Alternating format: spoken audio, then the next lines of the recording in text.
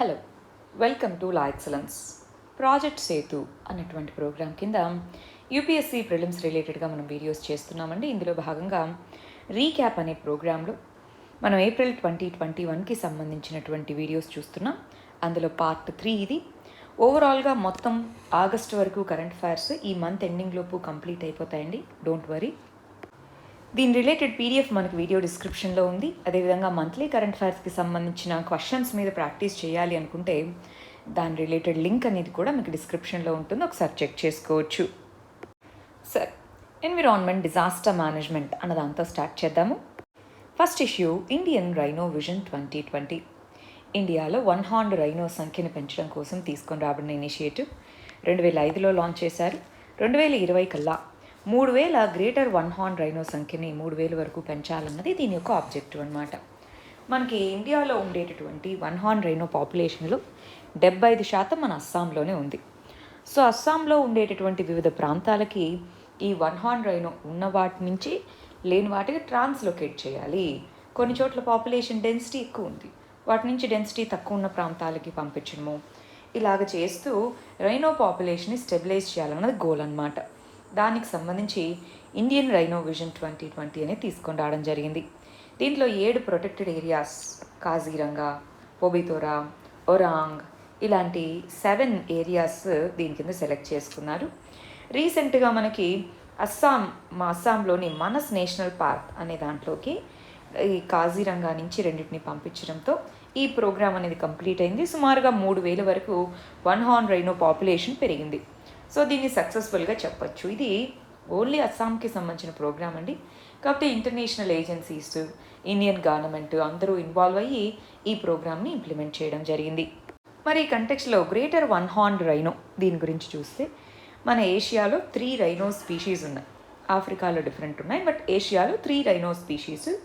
ఒకటి greater one horn rhinos, మన ఇండియాలో ఉండేవి అవే జావన్ మరియు సుమత్రన్ రైనోస్ అని అంటారు. పోచింగ్, వాటి యొక్క కొమ్ముల కోసం పోచింగ్ చేయడము, హ్యాబిటాట్ లాస్, ఇవి 2 కూడా ఏషియన్ రైనో యొక్క సర్వైవల్కి గ్రేటెస్ట్ థ్రెట్స్గా చెప్పుకోవచ్చు. 5 దేశాల్లో మరి ఈ వన్ హార్న్ రైనోస్ అనేటటువంటి ఉన్నాయి. India, Bhutan, Nepal, Indonesia, Malaysia. ఈ 5 దేశాల్లో ఈ రైనో రేంజ్ నేషన్స్ అని పిలుస్తామన్నమాట. వీటికి సంబంధించినటువంటి ప్రొటెక్షన్ స్టేటస్ వచ్చేటప్పటికి జావా, సుమత్రన్ రైనోస్ అనేవి క్రిటికల్లీ ఎండేంజర్డ్గా ఉన్నాయి. మన గ్రేటర్ వన్ హార్న్ రైనో వచ్చి వల్నరబుల్ లిస్ట్లో ఉంది. ఈ 3 కూడా one horn rhino, greater one horn rhino, Javan rhino, Sumatran rhino ఇవన్నీ కూడా సైట్స్లో అపెండిక్స్ 1లోను, మన ఇండియాలో ఉండే one horn rhino wildlife protection చట్టం కింద షెడ్యూల్ 1లోనూ ఉన్నాయి. షెడ్యూల్ 1 అంటే హయ్యెస్ట్ ప్రొటెక్షన్ స్టేటస్ ఉన్నట్టు. Next issue, green contracts. Green contracts అంటే ఏంటి? మనం ఏదైనా కమర్షియల్ ఆబ్లిగేషన్స్ కాంట్రాక్ట్ అనేది చేసుకునేటప్పుడు గ్రీన్ టార్గెట్స్ ఇస్తామన్నమాట. గ్రీన్ హౌస్ గ్యాస్ ఎమిషన్స్ అంటారు.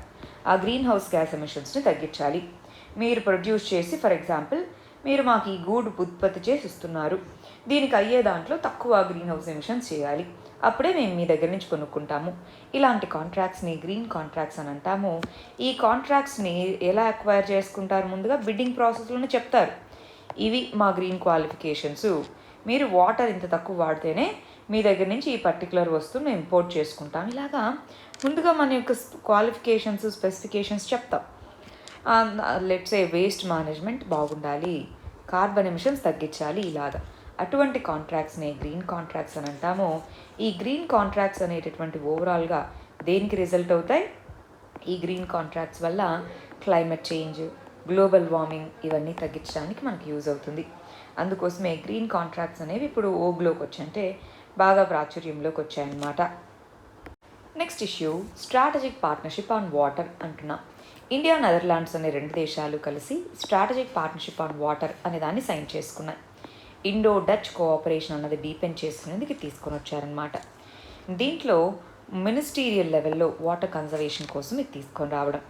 ఇండియా, నెదర్లాండ్స్ అనేటటువంటివి second phase of local treatment of urban సీవేజ్ని ట్రీట్ చేయడానికి ప్లాంట్స్ కావాలి.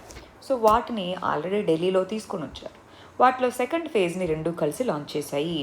2 దేశాల మధ్య ఉన్నటువంటి బైలేటరల్ రిలేషన్షిప్లో water protection, water treatment, water conservation అనేవి ఇంపార్టెంట్ విషయాలు.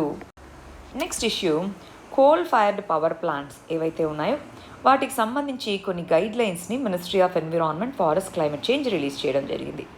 Coal fired thermal power plants, coal అనేటటువంటిది ఫాజిల్ ఫ్యూయల్, దాని నుంచి ఎన్నో రకాలైనటువంటి గ్యాసెస్, పార్టికులేట్ మ్యాటర్, పిఎం అంటారు, పార్టికులేట్ మ్యాటర్, సల్ఫర్కి సంబంధించినటువంటివి, నైట్రస్ ఆక్సైడ్స్ ఇలాంటివి, CO2 ఇవన్నీ ఉద్గారాలు విడుదలవుతాయి. మరి వాటికి సంబంధించి ఎమిషన్స్ని ఏ విధంగా కంట్రోల్ చేసుకోవాలి, దానికి సంబంధించిన నామ్స్ని చెప్పింది. కానీ ఇప్పుడే మేము తీసుకొని రాలేమండి, మాకు కొంచెం టైం కావాలి అని అడిగారు. దానికి అనుగుణంగా ఒక 3 years ఆ నామ్స్ని ఇంప్లిమెంట్ చేసేదానికి టైంని ఎక్స్టెండ్ చేయడం జరిగింది. దీని ప్రకారం సెంట్రల్ పొల్యూషన్ కంట్రోల్ బోర్డ్ అనేది ఒక టాస్క్ ఫోర్స్ని పెడుతుంది. ఈ టాస్క్ ఫోర్స్ వచ్చేటప్పటికి నెక్స్ట్ 3 yearsలో ఓవరాల్గా ఈ థర్మల్ పవర్ ప్లాంట్స్ వాటి యొక్క లొకేషన్, హజార్డ్ లెవెల్స్ వీటన్నిటిని బట్టి మనకి 3 categories-గా డివైడ్ చేస్తుంది. ఈ TPPs థర్మల్ పవర్ ప్లాంట్స్ అనేటటువంటివి 2025 లోపల రిటైర్ అయిపోయే వాళ్ళకి నామ్స్ ఏం వర్తించవు. ఆ తర్వాత వరకు ఉండగలుగుతాయి కదా, వాటికి నామ్స్ అనేటటువంటివి వర్తిస్తాయి. నాన్ కాంప్లయన్స్, ఒకవేళ ఈ గైడ్ లైన్స్ పాటించలేదనుకోండి, ఈ థర్మల్ పవర్ ప్లాంట్స్ ప్రొడ్యూస్ చేసే పర్ యూనిట్ పవర్లో ఒక్కొక్క యూనిట్ మీద 0.20 రూపీస్ దానికి ఫైన్గా విధించడం జరుగుతుంది. వీటిలో ఏంటి, పార్టికులేట్ మ్యాటర్ అనేటటువంటిది ఫ్లై యాష్ అంటాం. సో అది తక్కువ అయ్యేలాగా దాన్ని క్యాప్చర్ చేసి సిమెంట్ ఫ్యాక్టరీస్కి వాటికి అమ్మాలి. ఈ గ్యాసెస్ని ఫ్లూ గ్యాస్ డీసల్ఫరైజేషన్ అంటాం. మనం ప్రీవియస్ మంత్స్లో సైన్స్ అండ్ టెక్నాలజీలో చదువుకున్నాం.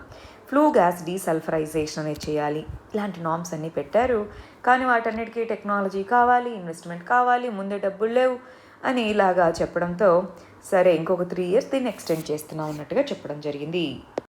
Next issue, state of global climate అనేటటువంటి యాన్యువల్ రిపోర్ట్ని వరల్డ్ మెటీరియలాజికల్ ఆర్గనైజేషన్ అనేది రిలీజ్ చేయడం జరిగింది. గ్లోబల్ క్లైమేట్ యొక్క పరిస్థితి ఎలా ఉంది అన్న దాని మీద. దాని ప్రకారం లాస్ట్ 6 yearsలో 6 వార్మెస్ట్ ఇయర్స్గా మనం చెప్పచ్చు. రష్యాలోని వెర్కోయాన్స్క్ అనేటటువంటి సైబీరియా ప్రాంతం, అక్కడ మామూలుగా టెంపరేచర్ తక్కువ ఉండాలి, అక్కడ 38 degrees టెంపరేచర్ నమోదైంది. ఆర్క్టిక్ సర్కిల్ ప్రాంతంలో ఉంటుంది. సో అంటే దాని ప్రకారం మనం చూసుకుంటే ఓవరాల్గా క్లైమేట్ చేంజ్ యొక్క ఇంపాక్ట్ పెరుగుతుంది అని చెప్పచ్చు.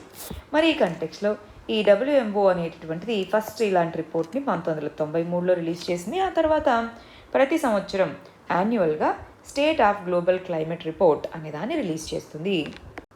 దాని యొక్క ఫైండింగ్స్ చూడండి. గ్రీన్ హౌస్ గ్యాసెస్ అనేటటువంటివి పెరుగుతున్నాయని, ఓషన్స్ అనేవి మెరైన్ హీట్ వేవ్స్, అంటే సముద్రంలో టెంపరేచర్స్ పెరగడం వల్ల నార్మల్గా ఉన్నదానికంటే పెరిగితే దాన్ని మెరైన్ హీట్ వేవ్స్ అంటారు. సో మెరైన్ హీట్ వేవ్స్ పెరుగుతున్నాయని, సీ లెవెల్ రైజ్ అవుతుందని, ఆర్క్టిక్ ఐస్ మెల్ట్ అవుతూ ఉందని, అంటార్క్టిక్ ప్రాంతం అనేటటువంటి దాంట్లోనూ మనకి బిగ్ ఐస్ చంక్స్ అనేవి మెల్ట్ అయిపోతున్నాయని ఇలాగా ఈ రిపోర్ట్లో చెప్పడం జరిగింది. Next issue, India H2 alliance, IH2A అంటారు. ఇదొక ప్రైవేట్ ఇనిషియేటివ్. వివిధ రకాల ఇండస్ట్రీస్ అన్నీ కూడా కలిసి ఒక ఇనిషియేటివ్ అన్నమాట. గవర్నమెంట్ మనకి హైడ్రోజన్ ఎనర్జీని ప్రమోట్ చేయాలన్న పాలసీ ఉంది.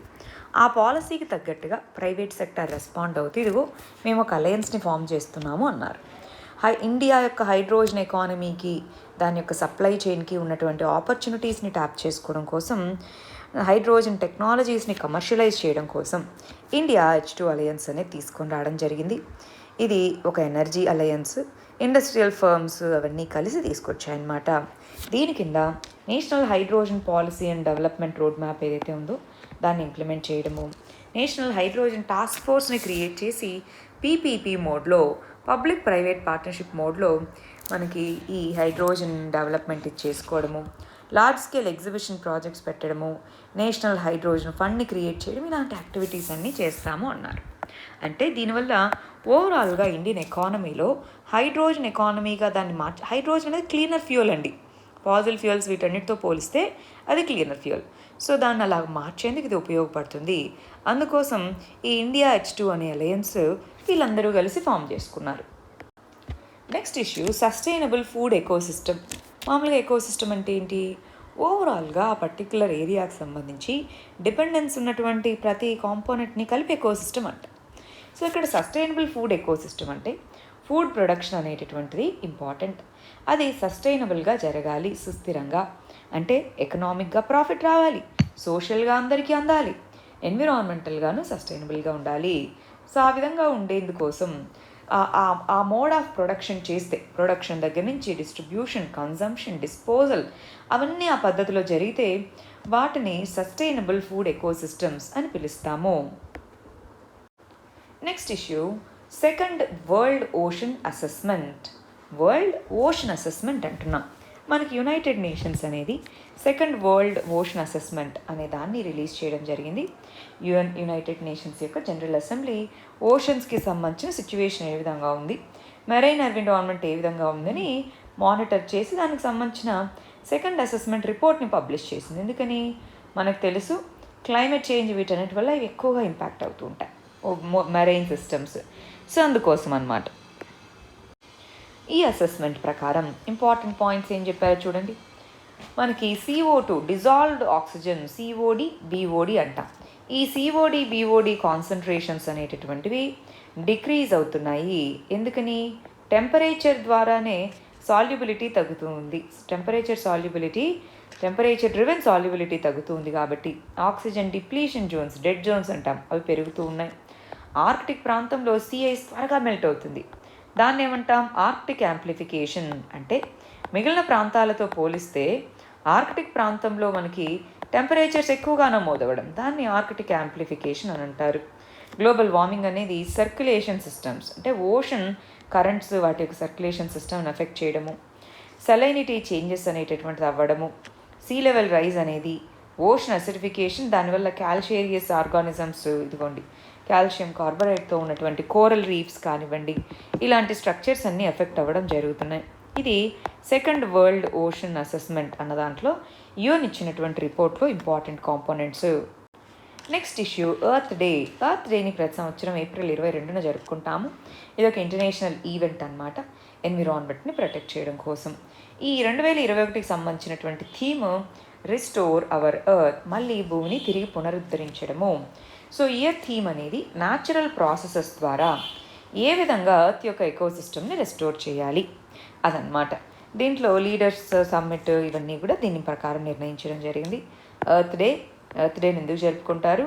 ఎర్త్ డే అనేటటువంటిది ఈ ఏప్రిల్ 22న రెస్టోర్ అవర్ ఎర్త్ అన్న థీమ్తో ఇయర్ జరుపుకోవడం జరిగింది. నెక్స్ట్ ఇష్యూ, ఇండియాలోనే biggest floating solar power plant 100 మెగావాట్ల పవర్ జనరేట్ చేసేలాగా MTPC రామగుండం దగ్గర మనకి floating solar power plant place చేయడం జరిగింది. ఫ్లోటింగ్ అంటే వాటర్ మీద తేలియాడుతూ ఉంటుందన్నమాట. ఇండియా అనేది 2022 కల్లా 175 గిగావాట్ల ఎలక్ట్రిసిటీని రెన్యూబుల్ సోర్సెస్ నుంచి తీసుకొస్తాం. వాటిలో 100 గిగావాట్స్ సోలార్ ఇన్స్టాల్ కెపాసిటీ అన్నారు. మరి ఆ ఎయిమ్ని, ఆ గోల్ని అచీవ్ చేయడానికి ఈ ఫ్లోటింగ్ సోలార్ పవర్ ప్లాంట్ అనేది మనకు ఉపయోగపడుతుంది. ఒకసారి మరి దాని అడ్వాంటేజెస్ ఏంటి, దానికి ఉన్న కన్సర్న్స్ ఏంటి, రిలేటెడ్ ఇనిషియేటివ్స్ ఏంటో చూద్దాం. ల్యాండ్ అక్వైర్ చేసుకోవాలి. మామూలుగా సోలార్ ప్లాంట్స్ వీటి సెటప్ చేయాలి, ఇప్పుడు తగ్గుతుంది. కూలింగ్ ఎఫెక్ట్, ఆ పైన అవి కప్పబడి ఉంటాయి కాబట్టి కూలింగ్ ఎఫెక్ట్ ఉంటుంది. గ్రిడ్ కనెక్షన్ దగ్గరగా ఉన్న చోటే వాటిని పెట్టుకోవచ్చు, కాకపోతే కాస్ట్ ఎక్కువ అవుతుంది. సేఫ్టీ ఇష్యూస్, ఇప్పుడు ఎలక్ట్రిసిటీ ప్రొడ్యూస్ అవుతుంది, నీటి మీద ఉంది, అదొకటి. త్వరగా డిగ్రేడ్, కరోజన్ అయ్యేటటువంటి అవకాశం ఉంది ల్యాండ్ మీద ఉన్న వాటికంటే దీంట్లో మీద ఉన్నవి. సో ఇవన్నీ కూడా మనం ఇష్యూస్గా చెప్పచ్చు. మరి సోలార్ ఎనర్జీని ప్రమోట్ చేయడానికి ఇండియాలో ఏమేమి ఇనిషియేటివ్స్ అనేవి తీసుకొని రాబడడం జరిగింది? నేషనల్ సోలార్ మిషన్ అంటున్నాము, అదొకటి. INDCs, intended nationally determined contributions, INDCs. అదేవిధంగా ఇంటర్నేషనల్ సోలార్ అలయన్స్ని లాంచ్ చేయడము, వివిధ రకాల government schemes, solar pass scheme అని, కెనాల్ బ్యాంకు, కెనాల్ టాప్స్ అని, కుసుమ్ అని, ఇలాంటి స్కీమ్స్ అన్నీ తీసుకొని రావడము, 1 సన్ 1 వరల్డ్ 1 గ్రిడ్ ఇలాంటి ఇనిషియేటివ్ని తీసుకొని రావడం, ఇవన్నీ కూడా ఓవరాల్గా సోలార్ ఎనర్జీని ప్రమోట్ చేయడానికి ఇండియా ద్వారా తీసుకొని రాబడిన మెజర్స్గా మనం చెప్పచ్చు. నెక్స్ట్ ఇష్యూ, నీలగిరి ఎలిఫెంట్ కారిడార్ కేస్. రీసెంట్గా నీలగిరి ఎలిఫెంట్ కారిడార్ని ఎక్స్టెండ్ చేయడం జరిగింది. దానికి సంబంధితంగా అక్కడ ఉండే వాళ్ళు కంప్లైంట్ చేశారు, మీరు ఎక్స్టెండ్ చేస్తామంటారు కానీ మా ల్యాండ్ రైట్ ఏం కావాలి, మేము ఇవ్వము అని. దానికి సంబంధించినటువంటి కేసు సుప్రీంకోర్టుకి వెళ్తే సుప్రీంకోర్టు ఒక టాస్క్ ఫోర్స్ని అపాయింట్ చేసింది. అందువల్ల ఇది మనకి న్యూస్లో ఉంది. సరే, అసలు ఇంతకీ ఈ నీలగిరి ఎలిఫెంట్ కారిడార్ అంటే ఏంటి, అది ఎక్కడుందో చూద్దామా? ఈ నీలగిరి ఎలిఫెంట్ కారిడార్ అనేటటువంటిది ఎకలాజికల్లీ ఫ్రజైల్ అయినటువంటి సిగూర్ ప్లాట్యూ అనే దాంట్లో ఉంది. ఈ ముదుమలై నేషనల్ పార్క్, ఈ నీలగిరి ఇదంతా కూడా నీలగిరి బయోస్ఫియర్ రిజర్వ్లో పార్ట్ అన్నమాట. ఇక్కడ ఎలిఫెంట్ కారిడార్ అనేటటువంటిది ఎక్స్టెండ్ అయ్యింది. నీలగిరి హిల్స్ ఇదంతా elephant corridor reason. So elephants అనేవి సిగుర్ ప్లాట్యూని దాటి వాటర్ అండ్ ఫుడ్కి వెళ్తుంటాయి. సో అందుకని ఇది ఈస్టర్న్ ఘాట్స్ వెస్టర్న్ ఘాట్స్ని కలిపే ప్రాంతం. ఈ ప్రాంతాన్ని ఎలిఫెంట్ కారిడార్గా డిక్లేర్ చేస్తాము అని చెప్పారు. మరి మా ల్యాండ్ రైట్ ఏం కావాలి అని, అందుకోసమే టాస్క్ ఫోర్స్ని వేయడం జరిగింది. నీలగిరి ఎలిఫెంట్ కారిడార్. మనము ఎన్విరాన్మెంట్కి సంబంధించి వివిధ ఆస్పెక్ట్స్ రిలేటెడ్గా వీడియోస్ చేస్తున్నామండి. మీరు ఒకసారి మన ప్రాజెక్ట్ సేతులో చూడండి. Biosphere reserves, wild life sanctuaries వీటి మీద వీడియోస్ చేస్తున్నాం. నెక్స్ట్ ఇష్యూ, కార్బన్ వాచ్ అనేటటువంటి యాప్ని Chandigarh government, Chandigarh union territory మొదలుపెట్టింది. కార్బన్ వాచ్ అంటే ఒక్కొక్కళ్ళు ఎంత CO2 ఎమిషన్స్కి దారితీస్తున్నారు, దాన్నే కార్బన్ ఫుట్ ప్రింట్ అంటారు. సో ఒక్కొక్కరు ఎంత కార్బన్ ఫుట్ ప్రింట్కి కారకమవుతున్నారు అనే దాన్ని ఈ కార్బన్ వాచ్ అనేటటువంటి యాప్ మెజర్ చేస్తుందన్నమాట. అంటే ఓవరాల్గా పీపుల్ యొక్క యాక్టివిటీస్ అనేటటువంటివి ఎంత అమౌంట్ ఆఫ్ CO2 ప్రొడక్షన్కి దారితీస్తున్నాయి అనేది ఈ కార్బన్ వాచ్ అనేటటువంటి యాప్ మెజర్ చేస్తుంది. అలాంటి మొట్టమొదటి యాప్ని అక్కడే తీసుకొచ్చారు. నెక్స్ట్ ఇష్యూ, డీసెలనైజేషన్ ప్లాంట్స్ అంటే ఉప్పు నీటిని మంచినీటిగా మార్చేవి. ఉప్పు నీటిని తీసుకొని దాన్ని ట్రీట్ చేసి ఇక్కడ రివర్స్ ఆస్మోసిస్ అని అంటారు, RO, రివర్స్ ఆస్మోసిస్ అనే ప్రాసెస్ ద్వారా దీన్ని ప్రాసెస్ చేస్తారు. ఆ మిగిలిన బాగా ఉప్పు నీటి శాతం ఎక్కువగా ఉండే కొంత వేస్ట్ ఉంటుందో దాన్ని ఇక్కడ పంపిస్తారు. అయితే ఇక్కడుండే వాటిలో మామూలుగా కంటే సెలైనిటీ ఎక్కువ ఉండడం వల్ల ఇక్కడ బయోడైవర్సిటీ దెబ్బతిండము ఇలాంటివి జరుగుతూ ఉంటాయి. రీసెంట్గా మనకి ముంబైలో మహారాష్ట్ర అనేది ఈ డీసెలనైజేషన్ ప్లాంట్ని సెటప్ చేస్తున్నాం అని అన్నమాట. ఓవరాల్గా ఫస్ట్ తమిళనాడు అనేది ఇలాంటి డీసెలనైజేషన్ ప్లాంట్స్ని స్టార్ట్ చేసింది.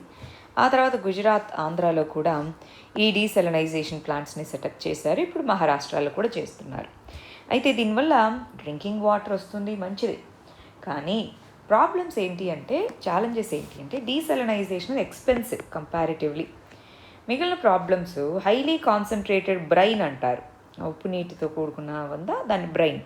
అది డీసెలనైజేషన్ ప్లాంట్స్ నుంచి వెలువడితే అక్కడ ఉన్నటువంటి లోకల్ ఎకోసిస్టమ్స్ని వీటిని హెవీగా డ్యామేజ్ చేస్తుంది. అది ఛాలెంజ్ అన్నమాట. మరి దాన్ని ఎలా ఎదుర్కొంటామన్నది ఇక్కడ ఒక ఇంపార్టెంట్ విషయం. నెక్స్ట్ ఇష్యూ, సైన్స్ అండ్ టెక్నాలజీకి సంబంధించినటువంటిది. First, cryogenic engine technology. మనకి నంబి నారాయణ అనే కేసు మన న్యూస్లో ఉంది. సో ఒకవేళ అది జరగకుండా, స్పై కేస్ అనేటటువంటిది కనుక అప్పట్లో అంత గొడవ జరగకుండా ఉండుంటే మేబీ మనం అనుకున్న టైం కంటే ముందే క్రయోజనిక్ ఇంజిన్ టెక్నాలజీని ఇండియా డెవలప్ చేసుండేది అని చెప్పారు. మరి ఆ సందర్భంలో క్రయోజనిక్ ఇంజిన్ టెక్నాలజీ అంటే ఏంటో తెలుసుకోవాలి కదా. క్రయోజనిక్ అంటే వెరీ లో టెంపరేచర్స్ వద్ద మనం ఫ్యూయల్ని వీటిని స్టోర్ చేస్తే దాన్ని క్రయోజనిక్ టెక్నాలజీ అని అంటాము. ఈ క్రయోజనిక్ ఇంజిన్స్ అనేటటువంటివి మనకి లాంచ్ వెహికల్స్లో వాడతారు. మనకి ఉండేటటువంటి 2 లాంచ్ వెహికల్స్ PSLV, GSLV. అందులో GSLV అనేటటువంటి దాంట్లో 3 స్టేజెస్ ఉంటాయి. 3 స్టేజెస్లో లాస్ట్ స్టేజ్లో క్రయోజనిక్ ఇంజిన్ అనేటటువంటిది వాడతామన్నమాట. ఈ క్రయోజనిక్ ఇంజిన్లో హైడ్రోజన్ మరియు ఆక్సిజన్ని పంపిస్తాం. ఆక్సిజన్ ఏమో -183 డిగ్రీస్ దగ్గర, హైడ్రోజన్ని -153 డిగ్రీస్ దగ్గర దాన్ని లిక్విడేట్ చేస్తారు, గ్యాసెస్ని లిక్విఫై చేస్తారు చాలా తక్కువ టెంపరేచర్స్ వద్ద. కాబట్టి దాన్నే క్రయోజనిక్ స్టేజ్ అని, ఆ ఫ్యూయల్స్ని క్రయోజనిక్ ఫ్యూయల్స్ అని పిలుస్తాము. ఈ ఇంజిన్ డిజైన్ని మనం సక్సెస్ఫుల్గా టెస్ట్ అయితే చేశాము. దీనివల్ల ఏమవుతుంది, ఈ ఫ్యూయల్స్ అనేటటువంటివి గ్యాసెస్ని క్యారీ చేయడం కంటే లిక్విడ్ని క్యారీ చేయడం అనే దానికి తక్కువ కాస్ట్తోనే చేయొచ్చు. అందువల్ల ప్లస్ దాని యొక్క ఎఫిషియన్సీ ఎక్కువ. అందుకే GSLV ద్వారా హెవియర్ శాటిలైట్స్ని, స్పేస్ క్రాఫ్ట్స్ని వీటిని స్పేస్లోకి పంపించవచ్చు PSLVతో పోలిస్తే. నెక్స్ట్ ఇష్యూ, రష్యా యొక్క స్పేస్ స్టేషన్. రష్యా 2025 కల్లా ఈ ఇంటర్నేషనల్ స్పేస్ స్టేషన్ ఏదైతే ఉందో దాన్ని వదిలేసి మా ఓన్ స్పేస్ స్టేషన్ అనేది మేము బిల్డ్ చేసుకుంటా ఉన్నారు. ఏంటి అసలు ఈ ఇంటర్నేషనల్ స్పేస్ స్టేషన్ అంటే, స్పేస్లో మరి ఆస్ట్రోనాట్స్ వెళ్ళేసి అక్కడ రీసెర్చ్ అనేటటువంటి చేపట్టడం. దానికోసం మనకి వివిధ రకాలైనటువంటి ఎక్స్పెరిమెంట్స్ చేపట్టాలి. అందుకోసం అక్కడ వాళ్ళకు ఉండడానికి ఒక ప్లేస్ లాంటిది ఉండాలి కదా. అందుకని ఒక హ్యాబిటబుల్ శాటిలైట్, బిగ్ శాటిలైట్ లాంటిది, కాకపోతే దాంట్లో నివసించవచ్చు. అందుకే దాన్ని హ్యాబిటబుల్ శాటిలైట్ అంటారు. ఒక బిగ్గర్ మ్యాన్ మేడ్ ఆబ్జెక్ట్ అనమాట ఇంటర్నేషనల్ స్పేస్ స్టేషన్ అనేది. బిగ్గర్ మ్యాన్ మేడ్ ఆబ్జెక్ట్, ఇప్పటి వరకు మనం స్పేస్లోకి పంపించినటువంటి బిగ్గర్ మ్యాన్ మేడ్ ఆబ్జెక్ట్. రెండోది వచ్చేటప్పటికి ఈ international space station habitable satellite అని పిలవచ్చు. అదొక శాటిలైట్ లాంటిదే, కానీ దాంట్లో నివసించవచ్చు. సో దీన్ని 1998లో రష్యా, యుఎస్ఏ కలిసి లాంచ్ చేశాయి. ఆ తర్వాత Canada, Japan, European space agency దీంట్లో పార్ట్నర్స్ అయ్యాయి. అయితే మొన్నటి దాకా ఈ ఇంటర్నేషనల్ స్పేస్ స్టేషన్కి వెళ్ళాలి అంటే సూయజ్ అనేటటువంటి క్రూ మాడ్యూల్ ద్వారా పంపించేవాళ్ళు. సూయజ్ స్పేస్ షిప్స్ అంటారు. అవి రష్యా దగ్గర ఉండేవి, దాంతో పంపించేవాళ్ళు. చాలా సంవత్సరాల నుంచి రష్యా ఒకటే హ్యూమన్స్ని పంపిస్తూ ఉంది దాని యొక్క స్పేస్ దీని నుంచి.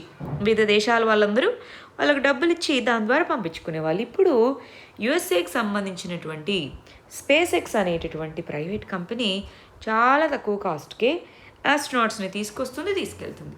మరి ఈ కంటెక్స్లో దానికంటూ ఎకనామిక్గా ఏం బెనిఫిట్ లేదు. ప్లస్ 2025 కల్లా పాతదైపోతుంది. అందువల్ల రష్యా ఏమంది, మేము మా ఓన్ స్పేస్ స్టేషన్ బిల్డ్ చేసుకుంటాం, ఇంకా మేము దీంట్లో పార్ట్నర్గా ఉండకపోవచ్చు తర్వాత అని అనడం జరిగింది. చూడండి ఒకసారి, ఇంటర్నేషనల్ స్పేస్ స్టేషన్ దీన్ని లో ఎర్త్ ఆర్బిట్లో ప్లేస్ చేయడం జరిగింది. 180 నుంచి 2000 కిలోమీటర్ సైట్లో ఉంటుంది ఎల్ఈఓ. ఇది వన్స్ ఇన్ 90 మినిట్స్, ప్రతి 90 నిమిషాలకు ఒకసారి తిరుగుతుంది. ఇవి దీంట్లో ఉండే మెంబర్ కంట్రీస్. సోలార్ ప్యానల్స్ అనేవి దీనికి ఎనర్జీని ఇస్తాయన్నమాట. ఇలాగ వివిధ మాడ్యూల్స్ అనేటటువంటివి ఉంటాయి, కొన్ని నివసించడానికి, కొన్ని రీసెర్చ్కి. ఇలాగ ఇంటర్నేషనల్ స్పేస్ స్టేషన్లో వివిధ మాడ్యూల్స్ని సెటప్ చేయడం జరిగింది. నెక్స్ట్ ఇష్యూ, చైనాకు సంబంధించిన స్పేస్ స్టేషన్ తిన్హే అంటాం. రీసెంట్గా చైనా అనేటటువంటిది ఒక అన్మాన్డ్ మాడ్యూల్ని లాంచ్ చేయడం జరిగింది. తిన్హే అనేటటువంటిది కోర్ మాడ్యూల్ అన్నమాట. అది మెయిన్ లివింగ్ ఏరియా తిన్హే అని అంటాము. థియాన్జు అనేది రోబోటిక్ కార్గో షిప్, కార్గోని మాత్రమే క్యారీ చేసుకుని వెళ్తుంది.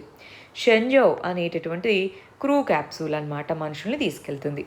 అవి కాకుండా వెంటియన్ అని, మెంజిటియన్ అని, ఇవి సైన్స్ ల్యాబ్స్ అన్నమాట. ఇవన్నీ ప్లేస్ చేయాలి అని ఇప్పటికైతే తిన్హే ప్లేస్ చేశారు. కోర్ మాడ్యూల్ అయితే ఉంది. దాంట్లోకి థియాన్జో, షెంజో అనేది వెళ్ళి అక్కడ ఆస్ట్రోనాట్స్ని ప్లేస్ చేస్తున్నాయి. వాళ్ళు అక్కడ ఉండి వస్తున్నారు. 2022 కల్లా ఇది కంప్లీట్ అవ్వబోతుంది. వాళ్ళ యొక్క లాంచ్ వెహికల్ అయినటువంటి లాంగ్ మార్చ్ 5B అనే దాని ద్వారా ఈ చైనా యొక్క స్పేస్ స్టేషన్ని లాంచ్ చేయడం జరిగింది. నెక్స్ట్ ఇష్యూ, చైనా యొక్క మార్స్ మిషన్ తియాన్వన్ అనేటటువంటి మార్స్ మిషన్ని చైనా పంపించడం జరిగింది. దానిలో భాగంగా రోవర్ అని అంటాం. రోవర్ అంటే అక్కడ తిరిగేది, ల్యాండ్ అయ్యి రోవర్ అన్నమాట. ఆ రోవర్ పేరు జురాంగ్ అనేది. జురాంగ్ అనేటటువంటి రోవర్ సక్సెస్ఫుల్గా మార్స్ మీద ల్యాండ్ అవ్వడం జరిగింది. మరి మార్స్కి సంబంధించినటువంటి వివిధ రకాల ఫీచర్స్ని, సాయిల్ శాంపిల్స్ని కలెక్ట్ చేసి ఇమేజెస్ని క్యాప్చర్ చేయడము, వీటన్నిటికీ సంబంధించి వాటర్, పాస్ట్ సైన్స్ ఏమన్నా ఉన్నాయా లైఫ్కి సంబంధించి, ఇవన్నీ కూడా చూడడం అనేది ఈ జురాంగ్ అనేటటువంటి రోవర్ చేసేటటువంటి పని. మరి ఈ రోవర్ అనేటటువంటిది మనకి ఉటోపియా ప్లానీటియా అనేటటువంటి ప్రదేశంలో ల్యాండ్ అవ్వడం జరిగింది. తియాన్వన్ అనే మిషన్కి సంబంధించినటువంటి జురాంగ్ అనేటటువంటి రోవర్. మిగిలినవి నాసా, మిగిలినటువంటి స్పేస్ ఏజెన్సీస్ పంపించినటువంటి వాటి, ఫర్ ఎగ్జాంపుల్ పర్జీవరెన్స్ అనే దానిలో ఒక లొకేషన్ ఇది, క్యూరియాసిటీ, ఇన్సైట్, ఈ మూడు కూడా నాసాకు సంబంధించినవే. Next ingenuity helicopter. మనకి నాసా అనేటటువంటిది, అంటే యుఎస్ఏకి సంబంధించిన స్పేస్ ఏజెన్సీ పర్జీవరెన్స్ అనేటటువంటి ఒక మిషన్ని పంపించింది. దాన్ని ఇది పెద్ద రోవర్, దాన్ని ఇది చిన్న హెలికాప్టర్ని క్యారీ చేసుకొని వెళ్ళింది. దాని పేరే ఇంజెనిటీ అని పిలుస్తాం. ఈ ఇంజెనిటీ హెలికాప్టర్ యొక్క స్పెషాలిటీ ఏంటి అంటే, మనకి అది అటనామస్ ఫ్లైట్ అంటారు దానంతట దానికి సోలార్ ప్యానల్స్ అనేవి ఉన్నాయి. దాంతో ఎనర్జీని గ్యాదర్ చేసుకొని అది ఎగరడం జరిగింది. అటనామస్ ఫస్ట్ ఫ్లైట్ అనేది జరపడం జరిగింది. పవర్డ్ ఎయిర్ క్రాఫ్ట్ అనేది అనదర్ ప్లానెట్ మీద ఎగరడం ఇదే మొట్టమొదటిసారి. అందువల్ల ఇది మనకి న్యూస్లో ఉంది. ఇంజెనిటీ అనే హెలికాప్టర్, పర్జీవరెన్స్ అనేది మిషన్ పేరు. చూడండి, ఇంజెనిటీ అని పిలుస్తాం. మనకి అక్కడ మన భూమి మీద ఎగరడం వేరు, దాని మీద ఎగరడం వేరు. ఎందుకని? రెండిటి మీద గ్రావిటీ వేరు కదా అండి. గ్రావిటీని బట్టేనా ఒక ఇంజన్ ఇవన్నీ ఉండేది. సో గ్రావిటీ వేరు. సో లోవర్ గ్రావిటీ ఉన్న చోట కూడా సిగ్నిఫికెంట్గా లోవర్ గ్రావిటీ ఉన్న చోట కూడా ఇది అట్మాస్ఫియర్లో ఫ్లై అవ్వడం జరిగింది. అది దాని యొక్క స్పెషాలిటీగా చెప్తారు. ఈ పర్సీవరెన్స్ అనేటటువంటిది ఓవరాల్గా మార్స్ మీద అసలు ఇంతకుముందు లైఫ్ ఉండేదా, ఉంటే ఎలా ఉండేది, దాని సైన్స్ కనుగొంటుంది. మరి పర్సీవరెన్స్ రోవర్ అన్ని చోట్ల తిరగలేదు కదా, వ్యాలీస్ ఇలాంటివి. వాటిని స్టడీ చేయడానికి ఈ ఇంజెనిటీ అనే హెలికాప్టర్ మనకి ఉపయోగపడుతుంది. నెక్స్ట్ మాక్సీ, ఇది కూడా ఈ పర్సీవరెన్స్కి సంబంధించిందే. ఏంటి మాక్సీ అనేటటువంటిది? మనకి ఫుల్ ఫామ్ వచ్చేటప్పటికి Mars oxygen in situ resource utilisation experiment అంటారు. మాక్సీ అని పిలుస్తాం అన్నమాట. రీసెంట్గా మనకు నాసా అనేటటువంటిది కార్బన్ డయాక్సైడ్ అనేది మార్స్ మీద ఉన్న CO2ని తీసుకొని దాని నుంచి ఆక్సిజన్ని ఎక్స్ట్రాక్ట్ చేయడం జరిగిందనమాట.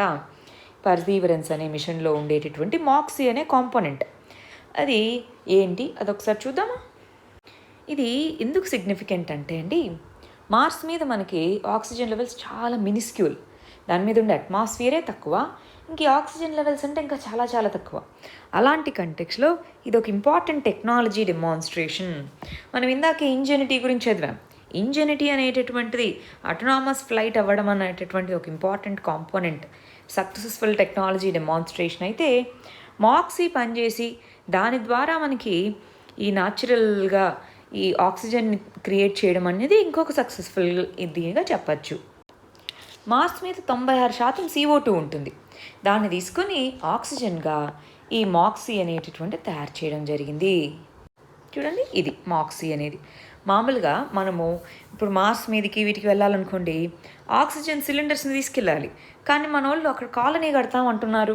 మరి ఎన్ని సిలిండర్లను తీసుకెళ్తాం ఇక్కడి నుంచి? అక్కడే తయారు చేసుకోగలిగితే అంటే హ్యూమన్ మిషన్స్కి ఇది మనకి ఎంతగానో ఉపయోగపడుతుంది. హ్యూమన్ మిషన్స్ చేయాలి, మార్స్ మీదకి హ్యూమన్స్ని పంపించాలంటే ఇలాగ ఆక్సిజన్ క్రియేట్ చేయడము, దాని మీద తయారు చేయడం అనేది ఒక ఇంపార్టెంట్ అచీవ్మెంట్గా చెప్పుకోవచ్చు. అంతేనా? Next Aditya L1 support centre. మనకి ఇది ఒక ఇండియన్ ప్రోగ్రామ్. ఆదిత్య L1 అనేది సూర్యుడిని స్టడీ చేయడానికి ప్రపోజ్ చేసినటువంటి ఇండియన్ ప్రోగ్రామ్ అన్నమాట. ఆదిత్య మిషన్ కింద 7 పేలోడ్స్ క్యారీ చేసుకొని వెళ్ళి సూర్యుడి యొక్క అవుటర్ అట్మాస్ఫియర్ ఎలా ఉంది అని మనం చూస్తాం అన్నమాట. ఈ మిషన్కి సంబంధించి దీన్ని లాంచ్ చేసినప్పుడు మరి దీన్ని ఎప్పటికప్పుడు మానిటర్ చేసుకోవాలి కదా, దాని నుంచి వచ్చే డేటా కానీ అదంతా. దానికి సంబంధించి ఏరిస్ ఫెసిలిటీ అంటారు, Aryabhatta research institute for observational sciences అని. సో దాని ద్వారా సపోర్ట్ సెంటర్గా అది ఉండబోతుంది అన్నట్టుగా చెప్పారనమాట. మరి ఇంతకీ ఆదిత్య L1 మిషన్ అంటే ఏంటో చూద్దామా. చూడండి, L1 అంటే లెగ్రాంజియన్ పాయింట్ అని అంటారు. లెగ్రాంజియన్ పాయింట్ అంటే ఏంటి?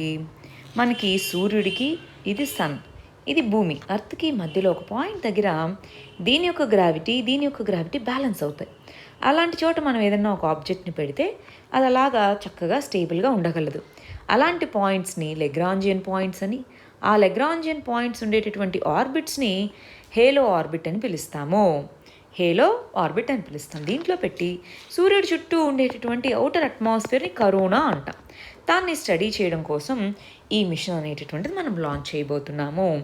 దీంట్లో ఓవరాల్గా సూర్యుడి నుంచి వచ్చేటటువంటి మ్యాగ్నెటిక్ ఫీల్డ్ స్ట్రెంగ్త్ ఎలా మారుతుంది, కరోనల్ కండిషన్స్ ఎలా ఉన్నాయి, సోలార్ ఎజెక్షన్స్ అని అంటాము, అవన్నీ ఎలా వస్తాయి, వాటి వల్ల ఏం ఇంపాక్ట్ ఉండబోవచ్చు, ఇవన్నీ.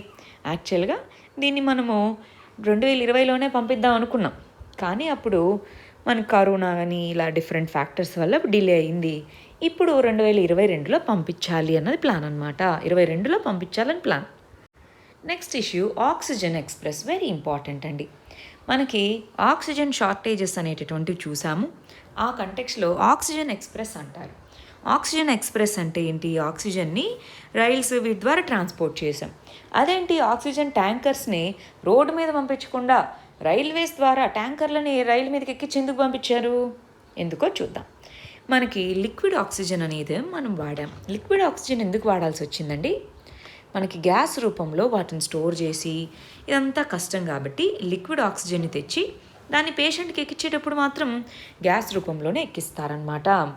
సరే, దీన్ని LOX లేదా ఇలా సూచిస్తారు. ఇది బ్లూ పేల్ కలర్లో ఉంటుంది. లిక్విడ్ ఆక్సిజన్ యొక్క కలరు బ్లూ పేల్ కలర్లో ఉండి పారామాగ్నెటిక్ క్యారెక్టరిస్టిక్స్ అనేవి ఉంటాయి. క్రయోజెనిక్, చాలా తక్కువ టెంపరేచర్స్ వద్ద ఈ లిక్విడ్ ఆక్సిజన్ని గ్యాస్ నుంచి లిక్విడ్గా మారుస్తారు. ఇది చాలా పవర్ఫుల్ ఆక్సిడైజింగ్ ఏజెంట్ అన్నమాట. మరి దీన్ని స్టోర్ చేసి పంపించాలి. స్టోర్ చేసే దేంట్లో? క్రయోజెనిక్ కంటైనర్స్, అంటే -90 కంటే తక్కువ ఉండేటటువంటి టెంపరేచర్స్ వద్ద దాన్ని తయారు చేసి ఆ కంటైనర్స్ కూడా అంత తక్కువ టెంపరేచర్స్ ఉంటాయి, వాటిలో స్టోర్ చేసి పంపిస్తారనమాట. ఈ క్రయోజెనిక్ కంటైనర్స్లో మామూలుగా లిక్విడ్ ఆక్సిజన్ని ఓన్లీ మెడికల్ పర్పస్కే కాదు, మామూలుగా కూడా వాడతారు. వివిధ రకాల ఇండస్ట్రీస్లో ఆక్సిడైజర్గా వాడతారు. డిస్టిలేషన్ ప్లాంట్స్, స్టీల్ ప్లాంట్స్ వీటిలో అనమాట. అదేవిధంగా స్పేస్ టెక్నాలజీకి సంబంధించి స్పేస్ క్రాఫ్ట్స్, వీటిలో ఇందాక మనము జిఎస్ఎల్వి క్రయోజెనిక్ ఇంజన్ చదివామా, దాంట్లో కూడా లిక్విడ్ ఆక్సిజను, లిక్విడ్ హైడ్రోజన్ వాడతాం అనుకున్నాం, గుర్తుందా? ఇలాగ మనకి వాడతాము. మరి ఈ కంటెక్స్లో ప్రెషర్ స్వింగ్ అడ్జార్ప్షన్ టెక్నిక్ అనేది, ఇలా క్రయోజెనిక్గానే కాకుండా వేరే పద్ధతిలో కూడా మనం ఏమైనా ఆక్సిజన్ని తయారు చేయొచ్చా? ఎస్, గ్యాస్ తీసుకొని దాన్ని ప్రెషరైజ్ చేస్తాము. ప్రెషర్స్ మారుస్తూ వెళ్తే ఆ టెక్నిక్ ద్వారా కూడా మనము ఆక్సిజన్ని తయారు చేయొచ్చు. క్రయోజెనిక్కే కాకుండా ఆల్టర్నేటివ్ ఉంది అని మనం తెలుసుకోవాలి. Next issue, satellite based internet connectivity. మామూలుగా ఇంటర్నెట్ అనేది ground based optical fibre cable ద్వారా వాడుతున్నాం, కానీ శాటిలైట్స్ని పెట్టి శాటిలైట్స్ ద్వారా అందిస్తే అన్ని ప్రాంతాలకు అందించవచ్చు కదా. అదే ఇప్పుడు గ్రౌండ్ బేస్డ్ అనుకోండి, అన్ని ప్రాంతాలకి ఆప్టికల్ ఫైబర్ కేబుల్ నెట్వర్క్ ఉండాలి, తవ్వాలి, అదంతా కాస్ట్లీ. దాని బదులు ఇలా ఎందుకు ఉండకూడదు అనేది ఇక్కడ క్వశ్చన్ అనమాట. ఈ శాటిలైట్ బేస్డ్ ఇంటర్నెట్ కనెక్టివిటీ అనేది ఉండాలి అని TRAI, telecom regulatory authority of India consultation paper release చేసింది. ఆ కంటెక్స్లో అసలు ఈ శాటిలైట్ బేస్డ్ ఇంటర్నెట్ కనెక్టివిటీ అంటే ఏంటి చూద్దామా. ఇది మామూలుగా అండర్ గ్రౌండ్ కాపర్ మరియు ఆప్టికల్ ఫైబర్ కేబుల్స్ వాడుతున్నాం, వాటి ప్లేస్లో దీన్ని తీసుకొని రావడము. ఒక హౌస్, దాని మీద యాంటెన్నా లాంటివి ఉంటాయి, వాటి ద్వారా సిగ్నల్ రిసీవ్ చేసుకోవచ్చు. ఇంటర్నెట్ సర్వీస్ ప్రొవైడర్స్, అదేవిధంగా మనము రిసీవ్ చేసుకుంటాం అన్నమాట. మరి ఇలాంటి శాటిలైట్ ఇంటర్నెట్ సర్వీసెస్కి సంబంధించి కొన్ని ఇనిషియేటివ్స్ని ఆల్రెడీ వివిధ రకాల కంపెనీస్ తీసుకొచ్చాయి. 5 to 50 సర్వీసెస్, వన్ వెబ్ అంటాం, లో ఎర్త్ ఆర్బిట్లో శాటిలైట్స్ని పెట్టడం. స్టార్లింక్ అని, కూపియర్ అని, ప్రాజెక్ట్ లూన్ అనేది హాట్ ఎయిర్ బెలూన్స్ ద్వారా మనకి ఇంటర్నెట్ని ప్రొవైడ్ చేయాలి, యాంటెనాస్ అవి తీసుకెళ్ళాలనుకున్నారు, కానీ దాన్ని తీసేశారు, ఇప్పుడు అది లేదు. సో మిగిలినవి ఉన్నాయి. స్టార్లింక్ అనే ప్రాజెక్ట్ కింద కొన్ని వేల శాటిలైట్స్ని లో ఎర్త్ ఆర్బిట్లో పెట్టి వాటి ద్వారా చాలా వేగంగా, చాలా తక్కువ కాస్ట్కి ఇంటర్నెట్ సర్వీసెస్ని అందరికి అందించాలన్నది గోల్ అనమాట. సో అది ఈ ప్రాజెక్ట్ పేరు స్టార్లింక్. సరే, మరి ఏమేమి బెనిఫిట్స్ ఉంటాయండి? ఈ శాటిలైట్ బేస్డ్ ఇంటర్నెట్ ద్వారా ఈజీగా డిప్లాయ్ చేయొచ్చు, అన్ని ఏరియాస్ కవర్ అవుతుంది, స్ట్రాంగర్ బ్యాండ్విడ్త్ ఉంటుంది, mobile broadband coverage rural areas, remote ఏరియాస్లో పెరుగుతుంది. కానీ కాస్ట్లీ ప్రస్తుతానికైతే. డొమెస్టిక్ శాటిలైట్ క్యాపబిలిటీ ఎంత లేదు ఇండియాకి. లోవర్ ఆర్బిట్లో పెడితే స్పేస్ జంక్ లేదా స్పేస్ డెబ్రీ, ఇప్పుడు ఒక్కొక్క శాటిలైట్ 10 సంవత్సరాలు పనిచేసింది అనుకోండి, కొన్ని వేల శాటిలైట్స్ని పెట్టాలన్నారు, మరి తర్వాత ఏం చేయాలి? 10 సంవత్సరాల తర్వాత ఆ వేల శాటిలైట్లన్నీ ఏమవుతాయి? స్పేస్ డెబ్రీ అవుతాయి ఎలాగా. అదేవిధంగా ఈ శాటిలైట్స్ అన్నీ కూడా పవర్ సోర్స్ ఉంటుంది, అవి మనకి ఈ సోలార్ ప్యానల్స్ వాడతాయి, వాటి నుంచి రిఫ్లెక్ట్ అవుతూ ఉంటుంది లైట్ పొల్యూషన్ అవ్వచ్చు, బ్రైట్నెస్ వీటి వల్ల. అదేవిధంగా శాటిలైట్ బేస్డ్ ఇంటర్నెట్ కనెక్టివిటీలో పూర్ లేటెన్సీ పూర్గా ఉంటుంది. ఈవెన్ చిన్న అబ్స్ట్రక్షన్స్, క్లౌడ్స్, వర్షము ఇలాంటివి వచ్చినా ఇంటర్నెట్ సిగ్నల్ సరిగా రాదు. ఇలాంటివన్నీ కూడా issues. Next issue, muons. Recently US యొక్క డిపార్ట్మెంట్ ఆఫ్ ఎనర్జీ అనేది మ్యూఆన్ G2 ఎక్స్పెరిమెంట్ అనేది చేపట్టడం జరిగింది. ఫండమెంటల్ పార్టికల్ అయినటువంటి మ్యూఆన్ అనేది స్టాండర్డ్ మోడల్ కంటే కూడా డిఫరెంట్గా ఉంది అంటున్నారు. స్టాండర్డ్ మోడల్లో 6 టైప్స్ ఆఫ్ పార్టికల్స్ ఉన్నాయి, అవి ఏ విధంగా పనిచేస్తాయి ఎలక్ట్రోమాగ్నెటిక్ ఇన్ఫ్లుయెన్స్ కింద అది చెప్పారు. కానీ దానికన్నా డిఫరెంట్గా పనిచేస్తుంది అన్నారు. అసలు ఈ మ్యూఆన్స్ అంటే ఏంటి? మ్యూఆన్స్ అనేవి సబ్ అటామిక్ పార్టికల్స్. ఇవి 200 times ఎలక్ట్రాన్ వీటికంటే మ్యాసివ్గా ఉంటాయి, చాలా అన్స్టేబుల్గా ఉంటాయి. ఈవెన్ ఫ్రాక్షన్ ఆఫ్ సెకండ్ కూడా అవి సర్వైవ్ అవ్వవు. దాంతో వీటిని డిటెక్ట్ చేయడము, వీటి మీద ఎక్స్పెరిమెంట్ చేయాలని వాటిని అబ్జర్వ్ చేయడము అదంతా కూడా చాలా సఫిస్టికేటెడ్గా ఉండాలి. లేకపోతే అంత త్వరగా జరగదు. Next issue unicorn black holes అంటాము. ఈ బ్లాక్ హోల్స్ అనేవి ఏం చేస్తాయండి, చాలా హై గ్రావిటీ ఉండడం వల్ల ఈవెన్ లైట్ కూడా దాని నుంచి పాస్ అవ్వదు. సో మనము లైట్ పాస్ అయ్యి అది మనకు కనిపిస్తేనే కదా ఒక వస్తువు ఏ కలర్లో ఉంది, ఎట్లా ఏంటి అని తెలుస్తుంది. అవేమీ లేదు కాబట్టి దాన్ని బ్లాక్ హోల్ అని అంటాము. ఈ రీసెంట్గా మన మిల్కీవే గెలాక్సీలో చాలా చిన్న బ్లాక్ హోల్ని కనుగొన్నారు. మన సూర్యుడి కంటే 3 రెట్లు పెద్దదంతే. మామూలుగా బ్లాక్ హోల్స్ చాలా మ్యాసివ్ సైజులో ఉంటాయి. ఇది చాలా చిన్న బ్లాక్ హోల్ అని కనుగొనడం జరిగింది. మరి దీనికి సంబంధించి దీని పేరు యూనికార్న్ అని పేరు పెట్టారనమాట.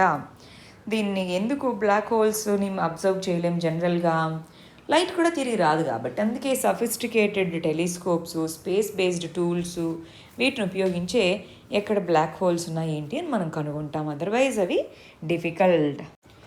Next issue reaching zero forum.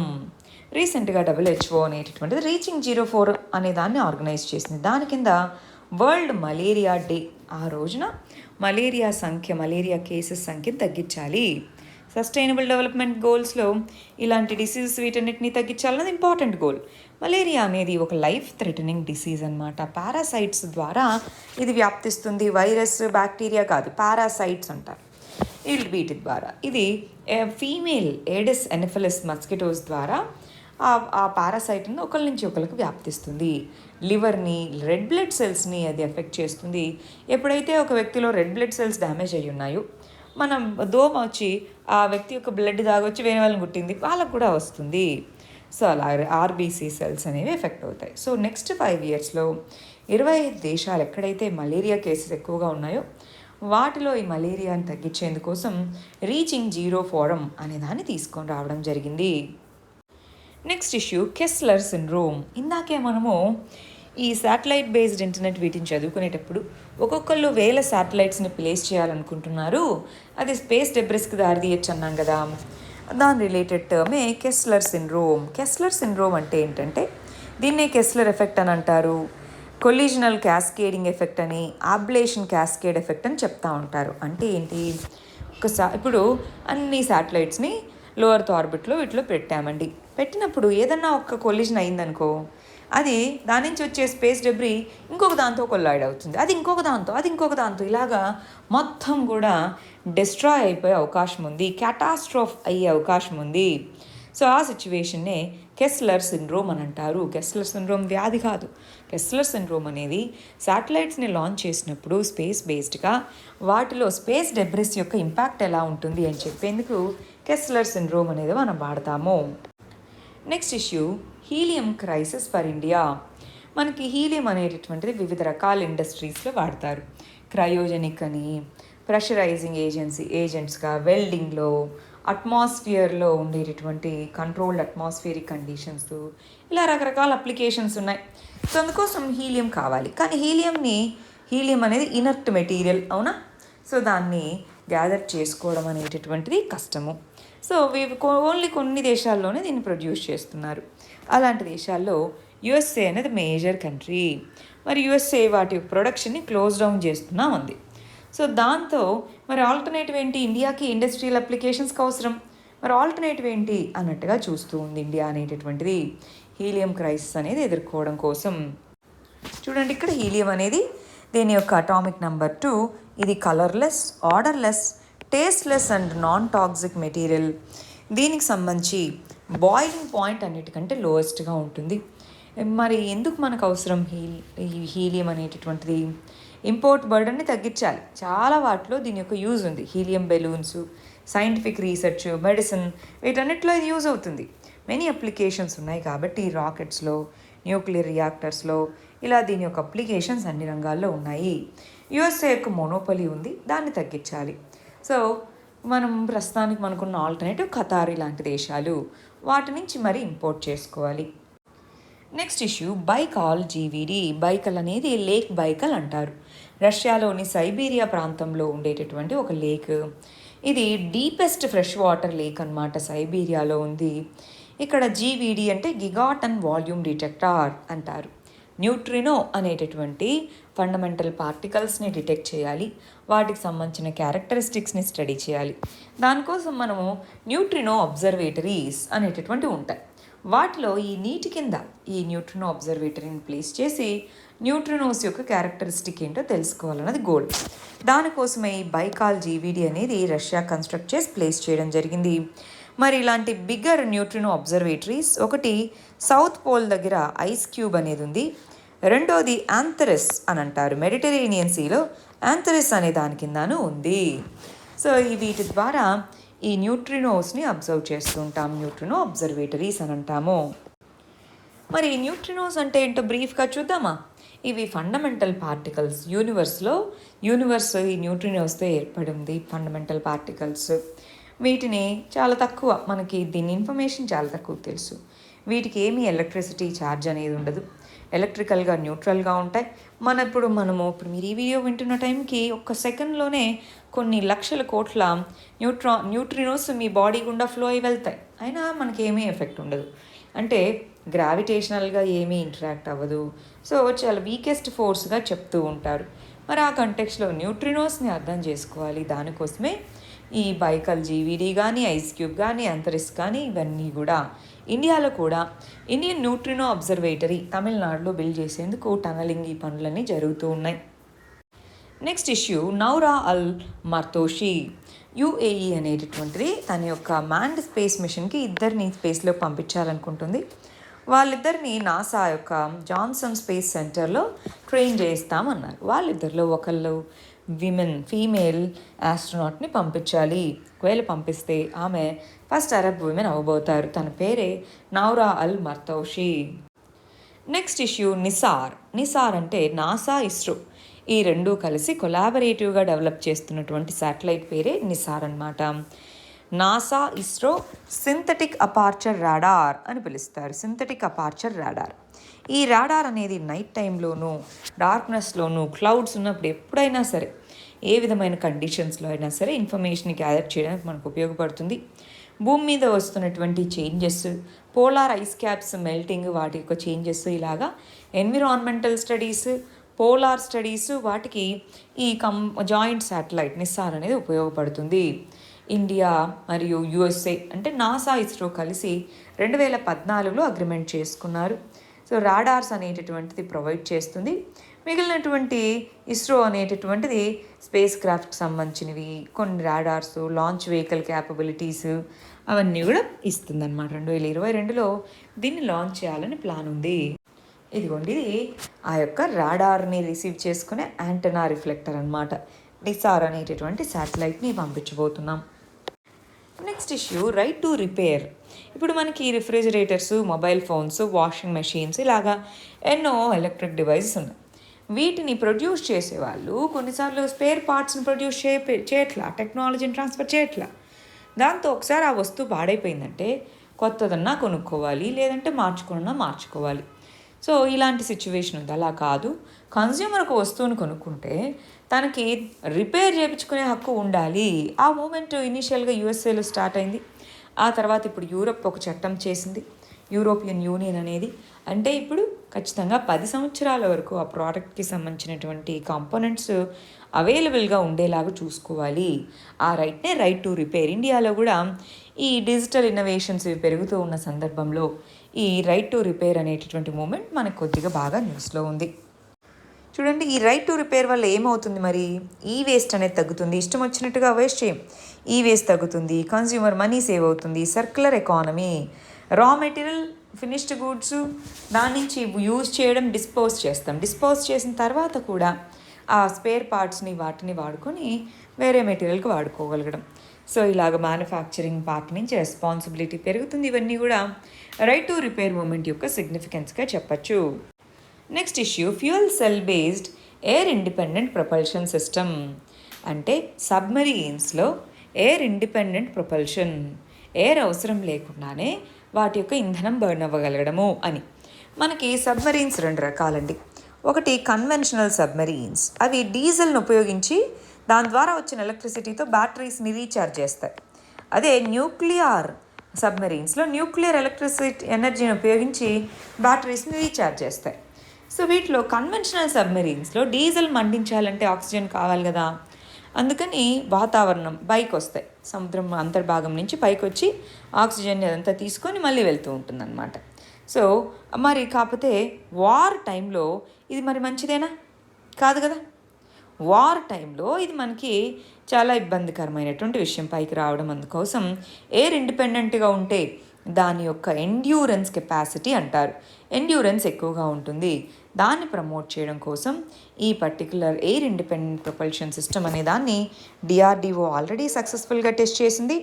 P-75 మరియు P-75I అనేటటువంటి ప్రోగ్రామ్స్ ఇండిజినస్గా సబ్మెరీన్స్ని తయారు చేసేందుకు తీసుకొని వచ్చినవి. ఈ రెండిటి కిందను ఎయిర్ ఇండిపెండెంట్ ప్రొపల్షన్ సిస్టమ్ని ఫిట్ చేయాలి అన్నట్టుగా ప్లాన్ అనమాట. దీనివల్ల ఎండ్యూరెన్స్ కెపాసిటీ అనేది పెరుగుతుంది. ఈ రెండు కూడా P-75, P-75I దేనికి సంబంధించినవి? సబ్మెరీన్కి తయారీకి సంబంధించినవి. Next issue lithium reserves. కర్ణాటకకు సంబంధించి లిథియం రిజర్వ్స్ ఉన్నాయి అన్నట్టుగా చెప్పారు. దాంతో అటామిక్ మినరల్స్ డైరెక్టరేట్ అనేది అవునండి ఉన్నాయి అన్నారు. లిథియం అనేది న్యూ టెక్నాలజీస్, ఎస్పెషలీ డిజిటల్ టెక్నాలజీస్కి వాడే ఒక ఎసెన్షియల్ కాంపోనెంట్, బ్యాటరీస్లో వాడతారు. దీని యొక్క థర్మోన్యూక్లియర్ అప్లికేషన్ అనేటటువంటిది లిథియం అనేది ఒక ప్రిస్క్రైబ్డ్ సబ్స్టాన్స్ అన్నమాట. ఇది అటామిక్ ఎనర్జీ చట్టం కింద లిథియం అనేటటువంటిది ఏ ఏ ప్రాంతాల్లో ఉందో అక్కడ దాన్ని అటామిక్ ఎనర్జీ యాక్ట్ కింద కవర్ చేయడం జరిగింది. మరి లిథియం అయాన్ టెక్నాలజీకి సంబంధించి లిథియం కావాలి, ఇండియాలో ఉన్నాయి, కానీ విదేశాల నుంచి కూడా వాటిని తవ్వి తీసుకొని రావాలి. అందుకోసం ఖనిజ్ బిదేశ్ ఇండియా లిమిటెడ్ అనేది తీసుకొచ్చారు.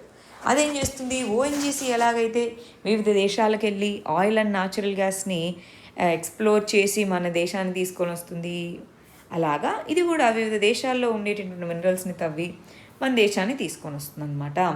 అది అర్జెంటీనా అనేటటువంటి దేశంతో కలిసి ఒక అగ్రిమెంట్ చేసుకున్నాయి. ఆ అర్జెంటీనా దేశంలో ప్రపంచంలోని అత్యంత ఎక్కువ లిథియం రిజర్వ్స్ ఉన్నాయన్నమాట.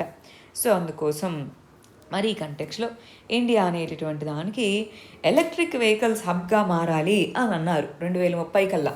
మరి దానికి బ్యాటరీస్ కావాలి కదా, అందుకోసం ఇది ఇంపార్టెంట్ స్టెప్గా మనం చెప్తాము.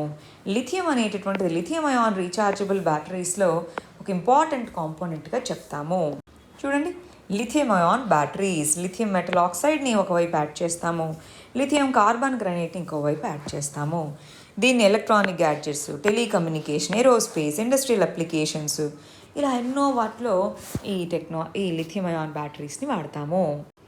మరి మన last issue nano sniffer. Sniffer అంటే ఏంటి? ముక్కుతో వాసన చూడడం అన్నట్టుగా. ఇక్కడ నానో స్నిఫర్ అంటే నానో టెక్నాలజీ బేస్డ్గా మైక్రో సెన్సార్స్ని వాడి దాని నుంచి ఎక్స్ప్లోజివ్ని డిటెక్ట్ చేస్తుంది. అంటే బాంబ్స్ కానీ ఏమన్నా ఉన్నాయనుకోండి, 10 సెకండ్స్ లోపే అది ఆ ప్రాంతంలో ఎక్కడున్నాయని అది డిటెక్ట్ చేస్తుంది.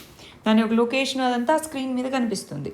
అలాగా ఐఐటి బాంబే సపోర్ట్ చేసినటువంటి ఒక startup company nano sniff technologies అనేది ఈ నానో స్నిఫర్ అనే దాన్ని తయారు చేయడం జరిగింది. ఇది ఒక అడ్వాన్స్డ్, అఫోర్డబుల్ మరియు 100% మేడ్ ఇన్ ఇండియా ప్రోడక్ట్ అన్నమాట. నానో స్నిఫర్ టెక్నాలజీ అని పిలుస్తున్నాం. ఇవి ఏప్రిల్ మంత్కి సంబంధించినటువంటి ఇంపార్టెంట్ కరెంట్ ఇష్యూస్ అండి. Thank you very much. All the very best.